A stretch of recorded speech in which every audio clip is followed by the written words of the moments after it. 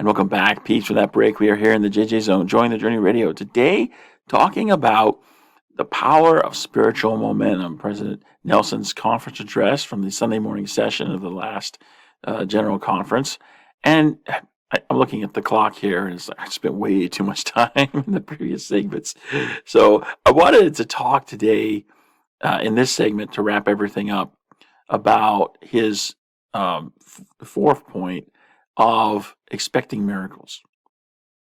Seek and expect miracles. And I really don't have time to do justice in the time we have left. So I'm going to say a few words to kind of get us started, and then I'll finish this out in a future episode of Join the Journey Radio. I might talk about it next week. I might not. I haven't decided yet. But I'll get back to this in a future episode because it's just 2 paragraphs is all he said on the topic.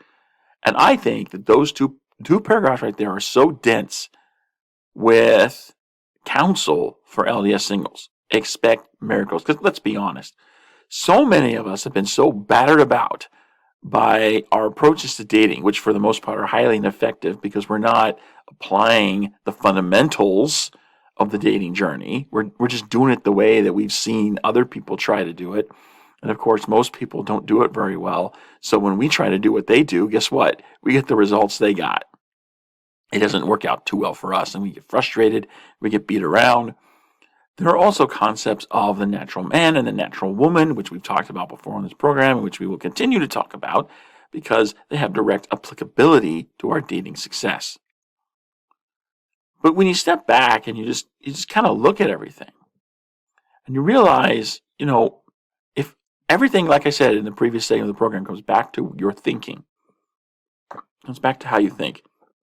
So, results come from one thing and one thing only, and that is action. Action comes from thinking. So, if you're thinking that, this isn't going to happen, not very likely to happen. In fact, I can almost guarantee you it won't happen. I love President Nelson's statement. There he says, the Lord will bless you with miracles if you believe in him, doubting nothing. Those last 2 words really captured my attention.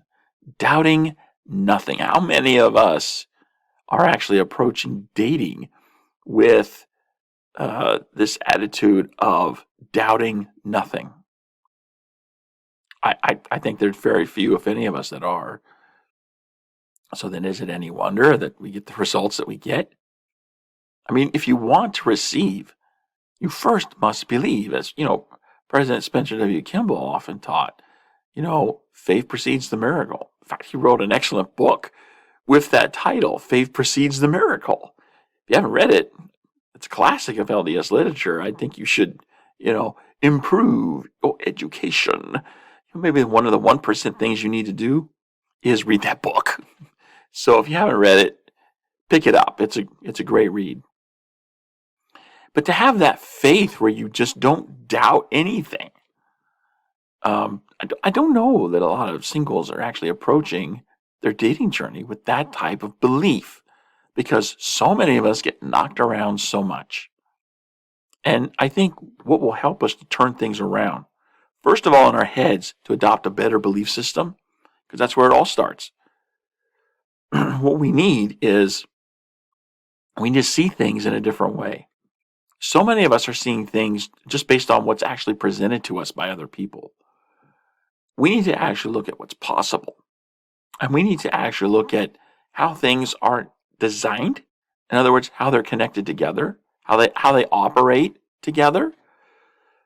And I think that will help us to believe more in what actually is possible. I mean, ideally, we're all talking about having a miracle in our dating life, that this wonderful person who we're just meant to be with shows up in our life and, overnight just turns everything around.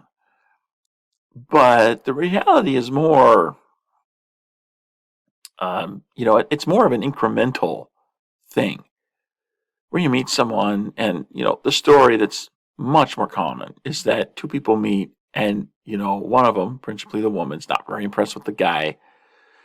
And, things happen. One thing leads to another. And then eventually the woman changes her mind because she sees in a new way that the man really is someone who can make her feel the way she wants to feel. Or she puts off enough of the natural woman to say, you know what, you've got the qualities of a covenant man that I now value because I'm more of a covenant woman than a natural woman. So, I'm going to take you into my life and we're going to work together to build a family and make a life together. I mean, really, it's not complicated. It really isn't complicated. But, the process of changing ourselves, and, this gets back into what I was saying in the previous segment of the program. You don't have to make these bounds and leaps all at once. In fact, life very often does that for us. We just do the 1% every day. Change just a little bit 1%. So we're running out of time here, so I'm just going to wrap up the program with this. Partner with the Lord. Let him help you. Let him help you. Show you the 1% you need to do every day. Let him strengthen you to do that 1% every day. And have the patience that are required to build the momentum. And once you get the momentum built, then you can just fly. And then it's easier to believe in the miracle that you think you need. That's all the time we got for Join the Journey Radio today. I hope I was able to offer you something beneficial. I hope I was able to help in some way. And if I have, all I ask is you pay it forward. Like our content on our social media channels, subscribe, help us out with the algorithms. Or if you feel like you need to help somebody else in your circle of influence, help that person. Let's do something to push back against the evil and darkness that's growing in the world today. And don't forget to come back next week for the wonderful, glorious episode of Join the Journey Radio. So until next time, this is your host reminding you there is joy to be had all along your journey. Take that joy. Journey on.